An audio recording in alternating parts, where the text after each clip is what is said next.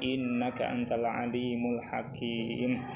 Alhamdulillah, kesempatan siang hari ini kita bisa kembali duduk bersama di majelis ini, majelis taklim ini, yang mana kesempatan kali ini kembali saya mengingatkan perkara yang sangat-sangat penting untuk senantiasa kita ingat. Meskipun ini perkara yang sangat penting, namun kita sering lupa dengan hal yang sebetulnya setiap hari kita mengucapkan. Setiap hari kita mengucapkan minimal 17 kali. Saat sholat kita membaca surah Al-Fatihah, di sana disebutkan Maliki Yaumiddin. Allah itu yang merajai atau yang menguasai, yang memiliki hari pembalasan. Yaumiddin, hari pembalasan. Atau di bahasa yang lain Yaumul Jaza. Yaumuddin sama dengan Yaumul Jaza, hari pembalasan. Hari pembalasan itu hari ketika nanti kita sudah meninggalkan dunia untuk selama-lamanya. Ternyata setelah itu kita nanti akan dibangkitkan lagi, dihidupkan lagi untuk menghadapi hisab, lantas mendapatkan balasan dari setiap apa yang kita lakukan selama hidup di dunia ini. Maka dari itu kesempatan siang hari ini kita akan kembali mengulas tentang Yaumul Jaza atau hari pembalasan.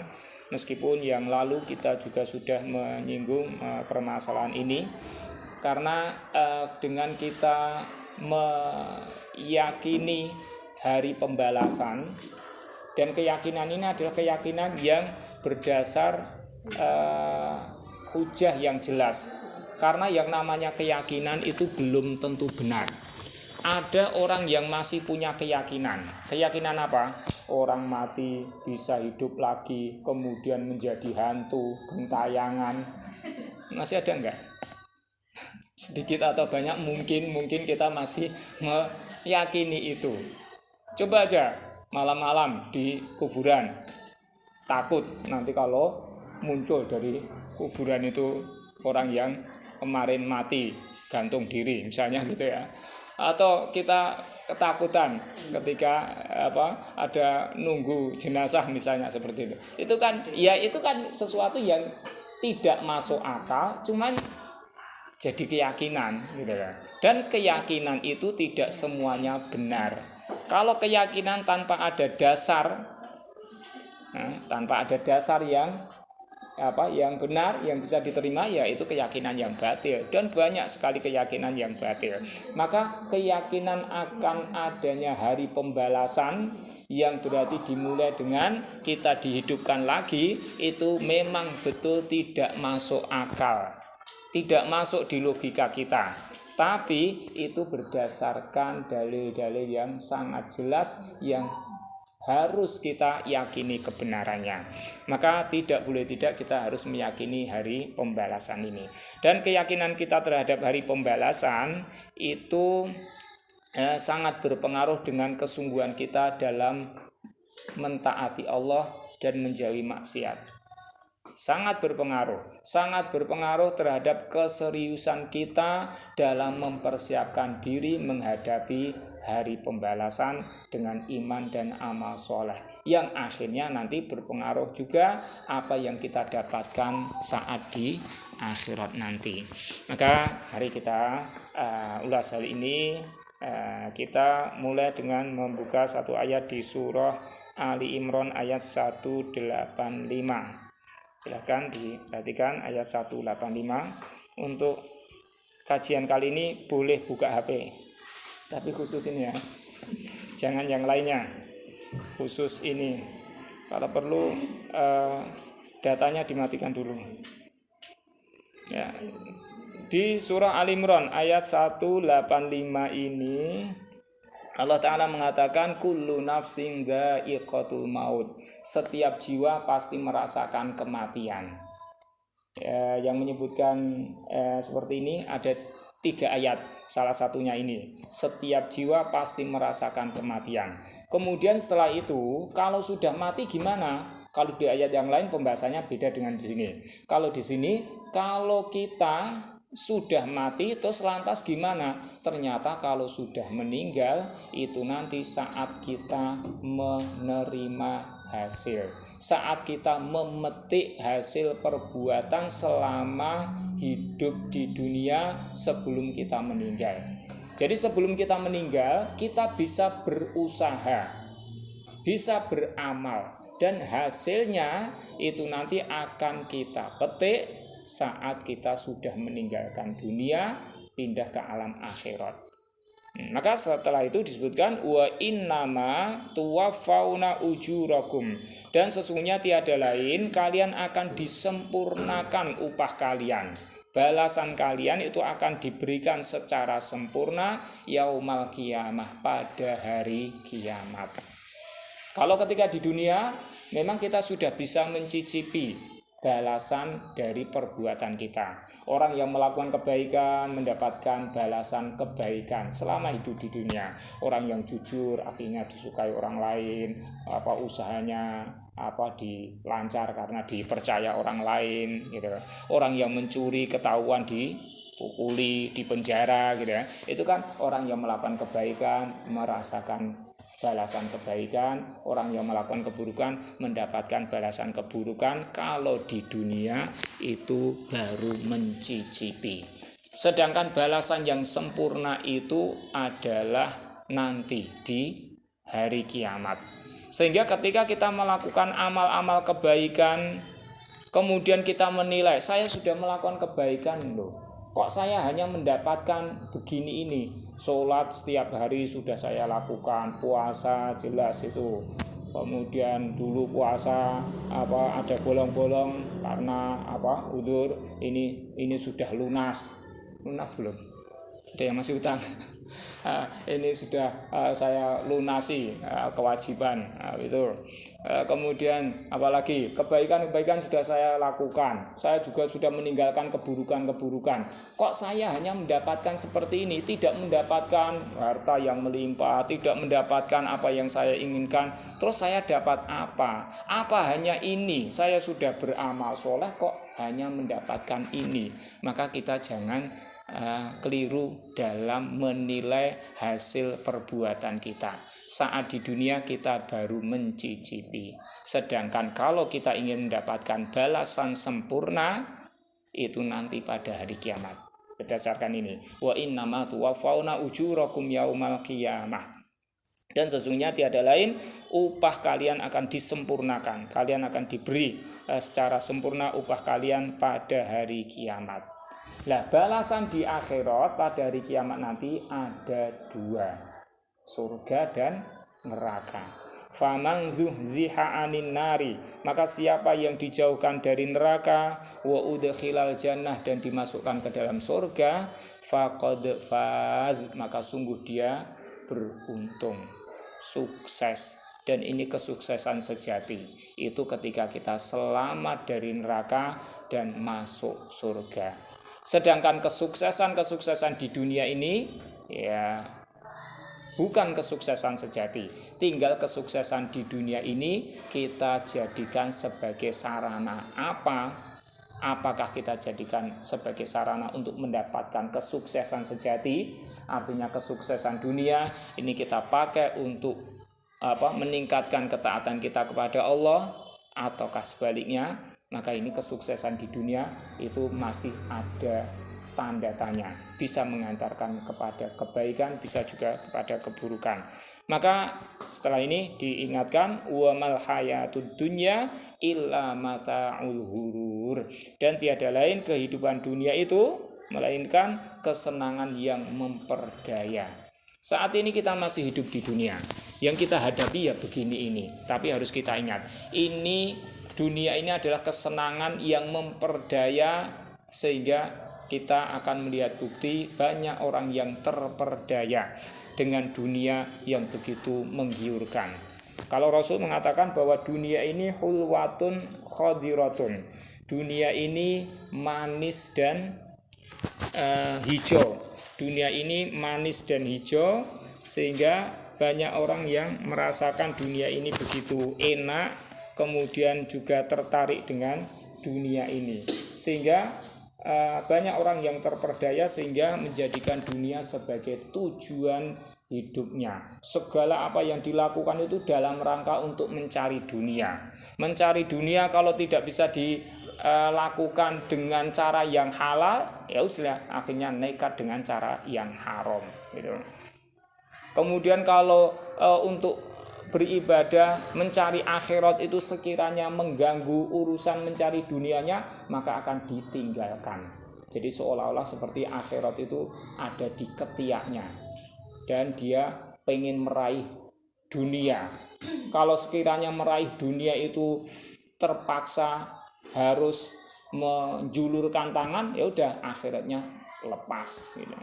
Nih, maka kita harus ingat ini, wa mal hayatud dunya illa mata'ul ghurur.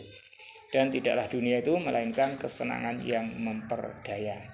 Selanjutnya di surah Al-Kahfi ayat yang ke-49, wa wudi al-kitabu, dan diletakkan Alkitab. Alkitab di sini adalah catatan amalan.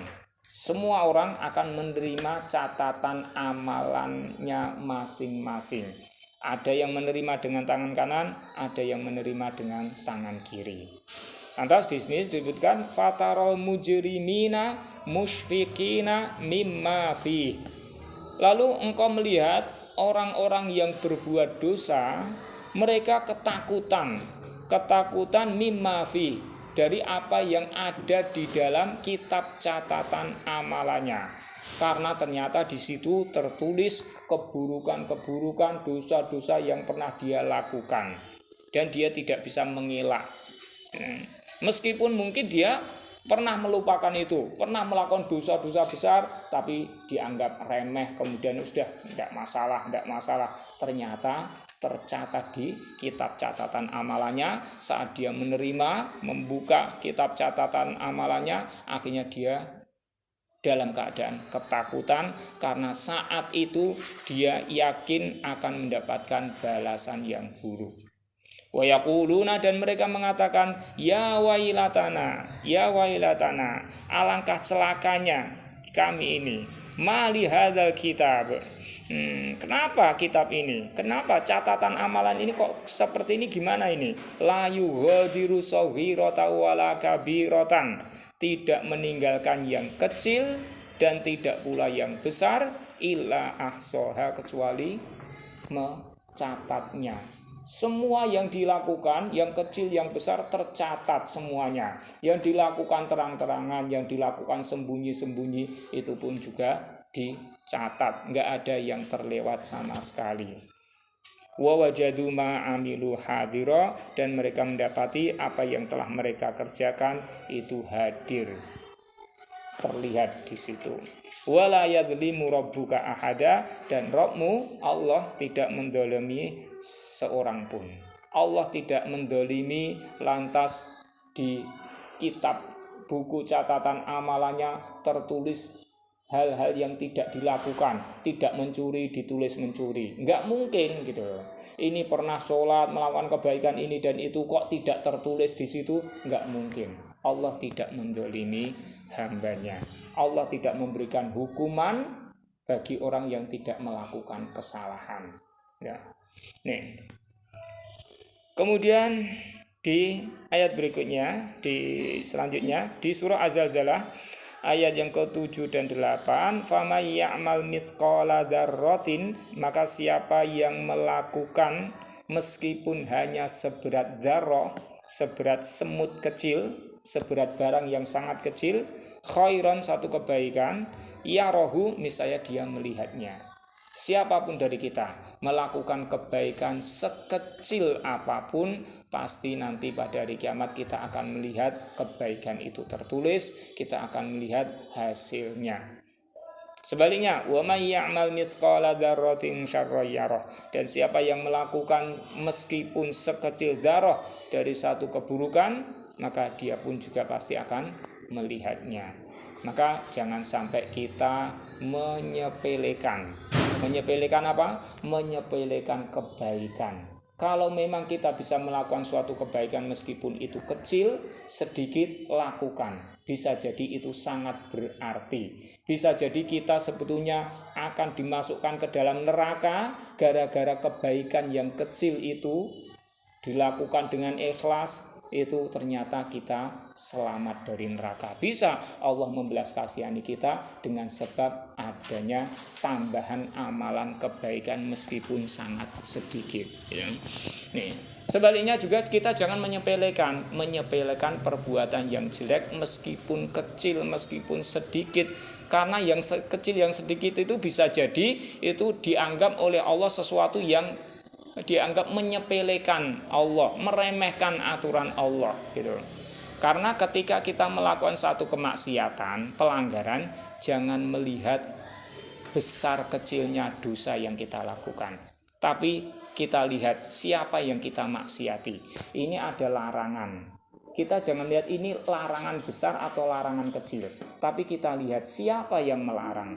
Ketika Allah yang melarang, ya kita tinggalkan gitu. Nih.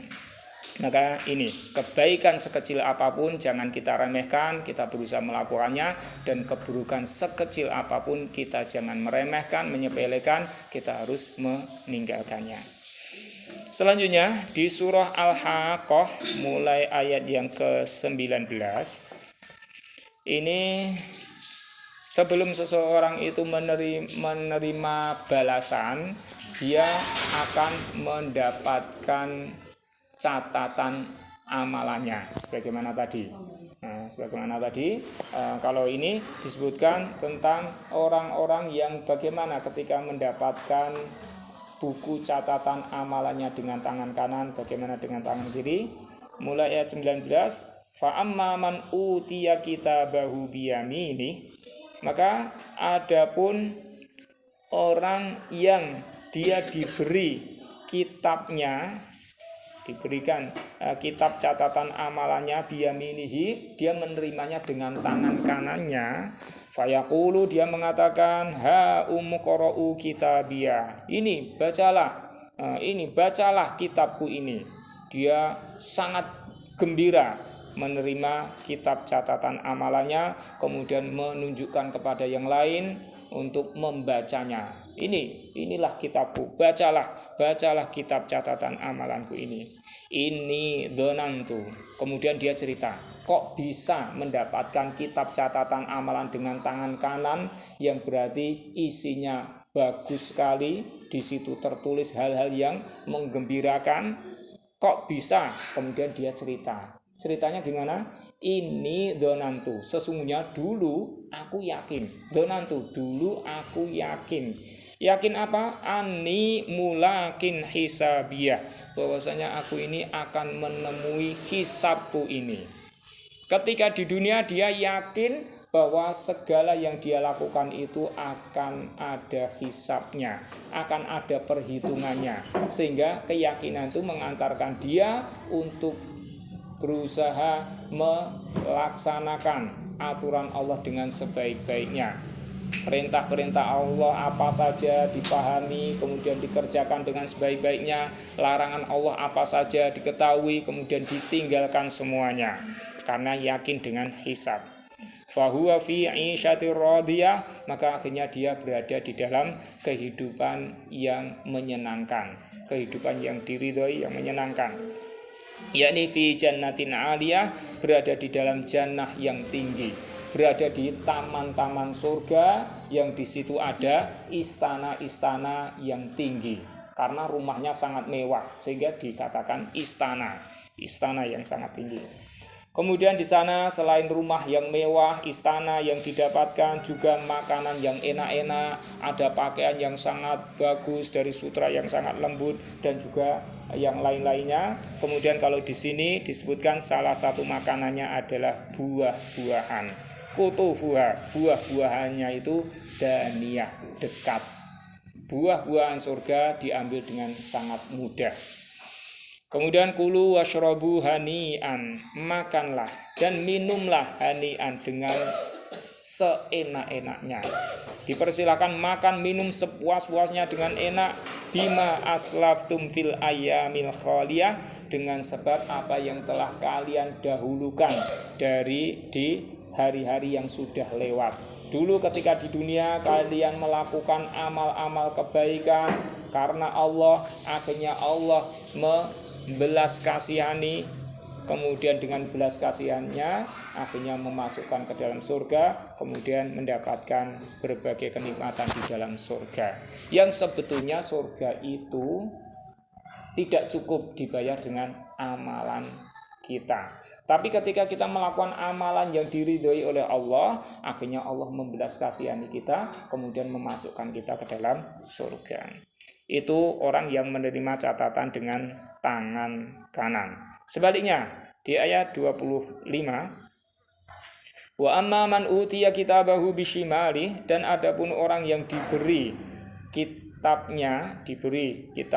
diberikan kitabnya dengan tangan kirinya, dia menerima dengan tangan kirinya, fayaqul, lalu dia mengatakan, ya laitani, alangkah indahnya ande aku, ya laitani, ande aku ini lam uta kitabiyah, tidak diberi kitab catatan amalan ini. Dia berandai-andai, andai kalau saya ini enggak nerima catatan amalan ini. Walam adrima hisabiyah, dan aku tidak mengetahui hisabku ini. Jadi dia tidak ingin menerima kitab catatan amalan, tapi harus menerima. Dia tidak pengen tahu hisab, tapi tidak ada pilihan lain, dia harus menghadapi hisab. Ya laitaha, alangkah indahnya seandainya kematian itu kanat al-qadiyah, adalah yang memutuskan. Dia berandai-andai, berangan-angan, andai kalau kematian saat di dunia itu memutuskan segala urusan. Mati, rampung urusannya, selesai. Itu berangan-angan seperti itu. Tapi ternyata enggak. Mati hanya sekedar pindah dari alam dunia untuk pindah ke alam akhirat, dihidupkan lagi untuk menghadapi kejadian-kejadian hari kiamat itu. Ma'aghna anni maliyah, tidak mencukupi untukku, maliyah hartaku. Jadi hartaku ini tidak bisa menyelamatkan aku dari siksa Allah. Halaka anni sultaniyah, kekuasaanku hilang atau hujahku hilang, nggak punya hujah, alasan, atau nggak punya kekuasaan. Orang yang berkuasa di dunia ya kekuasaannya tidak ada gunanya. Kemudian dia orang yang punya argumen-argumen itu ya juga tidak berlaku di akhirat nanti ketika dia melanggar aturan Allah. Kemudian akhirnya Allah memerintahkan kepada malaikat, khuduhu, tangkap dia, faghulluhu, lan belenggulah dia, tsummal jahima salluh, kemudian ke dalam neraka itu masukkanlah mereka ke dalam neraka. Tsumma fi silsilatin zar'uha sab'una dhira'an, kemudian di dalam rantai yang panjangnya itu 70 dhira'. Kalau ukuran dunia ya 70 dhira' itu 35 meter, itu fasluku, belitlah dia. Jadi Allah memerintahkan orang ini untuk dibelit, dirantai dengan rantai yang panjangnya 35 meter, 70 dhira'. Dengan cara gimana? Kalau dalam tafsirnya itu dengan cara rantainya itu dimasukkan lewat dubur, kemudian tembus ke mulut. Lewat dubur tembus ke mulut, kemudian dikencangkan gitu. Kayak binatang mungkin ditusuk gitu ya. Ini belit seperti itu. Innahu kana la yu'minu billahil azim, sesungguhnya dia itu tidak beriman kepada Allah yang Maha Agung, wala yahuddu ala ta'amil miskin, dan juga tidak menganjurkan untuk memberi makan kepada orang miskin. Falaisa lahu yauma hahuna hamim, maka pada hari itu tidak ada baginya di situ teman. Dia tidak punya teman yang bisa menyelamatkan dia, wala ta'amun, dan tidak ada makanan illa min wislin, kecuali nanah. Jadi dia lapar diberi makan makanannya nanah. Kalau di ayat yang lain makanannya itu berupa pohon zakum, pohon yang sangat buruk, yang sangat baunya nggak enak gitu. Itu makanannya. Kalau di sini makanannya berupa nanah, yakni cairan yang keluar dari luka-luka penduduk neraka.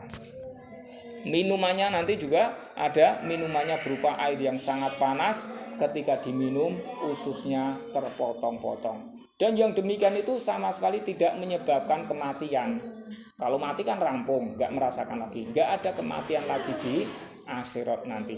Karena kematian itu nanti akan diwujudkan seperti kambing, kemudian disembelih, matilah kematian. Kematian nanti akan mati, tidak ada kematian lagi. Sehingga yang di surga terus hidup, yang di neraka meskipun disiksa dengan sangat-sangat berat itu juga tidak akan mati.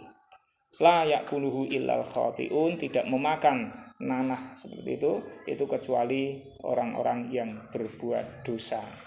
Inilah para orang yang bagaimana ketika menerima catatan amalan dengan tangan kanan dan dengan tangan kiri.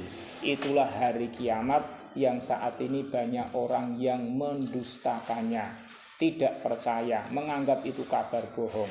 Tapi kalau sudah terjadi, gimana? Idza waqa'atil waqi'ah, apabila hari kiamat sudah terjadi, laisa liwaqa'atiha kadzibah, tidak ada satupun yang mendustakan terhadap kejadiannya itu. Nggak ada yang mendustakan, semuanya percaya. Apa kita baru mempercayai ketika sudah terjadi? Kalau sudah terjadi, telat. Yang namanya keimanan itu dibutuhkan ketika belum terjadi. Kita saat ini sudah mendengarkan kabar, maka kabar ini kabar yang valid, harus kita yakini kebenarannya. Jangan meyakini kebenarannya ketika sudah terjadi.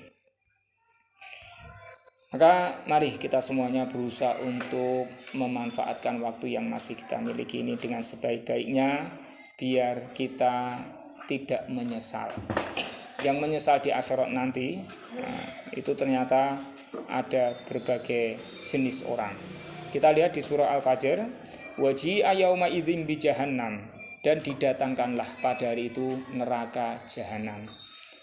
Yauma idzi yatadzakkarul insan, pada hari itu manusia sama ingat dengan apapun yang pernah dia lakukan ketika di dunia. Kebaikan yang dilakukan dia ingat, keburukan yang dia lakukan dia pun juga ingat. Wa anna lahu dzikra, dan untuk apa baginya, bagaimana bisa bermanfaat ingatnya itu. Jadi meskipun ingat tapi nggak ada gunanya, hanya menambah penyesalan. Kemudian yaqulu, dia mengatakan, menyesal, ucapan penyesalan, ya laitani, alangkah indahnya seandainya aku ini qaddamtu, aku mendahulukan amal-amal kebaikan li hayati, untuk kehidupanku ini, untuk hidup di akhirat ini ternyata membutuhkan amal-amal kebaikan yang bisa dilakukan ketika di dunia. Maka orang-orang yang tidak melakukan kebaikan-kebaikan ketika di dunia, dia menyesal kemudian mengucapkan ini. Siapa yang menyesal? Orang kafir jelas menyesal, sampai mereka mengatakan, ya laitani kuntu turaba, alangkah indahnya kalau aku ini menjadi tanah saja. Pelaku-pelaku dosa besar, dia menyesal dengan dosa-dosa yang dia lakukan. Tapi ternyata orang-orang yang taat kepada Allah pun, orang yang sudah baik, itu juga ada rasa penyesalan. Menyesalnya kenapa dulu kok tidak lebih baik lagi dalam melakukan ketaatan sehingga pahalanya lebih banyak lagi. Kenapa dulu kok tidak lebih serius lagi dalam beribadah, terlena dengan dunia gitu. Ini kemudian akhirnya ketika sudah masuk surga, ternyata surganya tingkatannya tidak setinggi yang lainnya. Itu ada rasa penyesalan. Maka kita jangan sampai menjadi orang kafir, jangan sampai menjadi seorang muslim tapi melakukan dosa-dosa besar, bahkan jangan sampai menjadi seorang muslim yang tidak melakukan dosa besar sudah melakukan ketaatan tapi ketaatannya belum maksimal. Sebetulnya kita masih mampu untuk lebih baik lagi, tapi kita merasa cukup dengan apa yang sudah kita lakukan saat ini. Jangan, karena itu akan menjadi penyesalan di akhirat nanti. Ini yang kita kaji di kesempatan kali ini. Semoga ada manfaatnya, terutama bagi saya sendiri ketika saya menyampaikan ini ya dalam rangka agar apa yang saya sampaikan terulang, mungkin di sini dan di tempat lain saya menyampaikan ini, itu dalam rangka ketika saya menyampaikan ini teringat sehingga menambah keyakinan. Karena sesuatu yang sering diulang-ulang atau sering kita dengar itu insya Allah akan menguatkan keyakinan kita. Belum lama dulu itu kita berkali-kali mendengar apa COVID gitu ya. Ada, kita yakin banget ada COVID di sekitar kita, sampai kita mau berjabat tangan aja ketakutan, sampai ada ketakutan luar biasa gitu.